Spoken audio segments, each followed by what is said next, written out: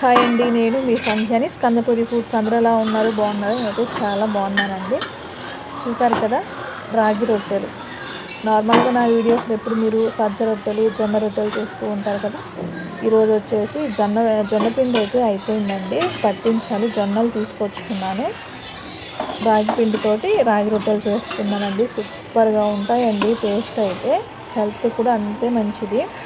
ఇడ్లీ, దోశలు, పూరీలు ఇటువంటివి తినకుండా ఇలా జొన్న రొట్టెలు, రాగి రొట్టెలు, లేదంటే మల్టీగ్రెయిన్ దోశలు పోసుకుంటే, మీరు దోశలు లేనిది మేము ఉండలేమంటే మల్టీగ్రెయిన్ దోశ, మల్టీగ్రెయిన్ ఇడ్లీలు ఇలా చేసుకొని హ్యాపీగా తినేయొచ్చండి.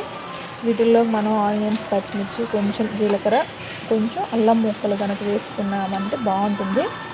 దీంట్లోకి ఎటువంటి కర్రీ కూడా అవసరం లేదండి. కొంచెం పెరుగుతోటి హ్యాపీగా తినేయచ్చు.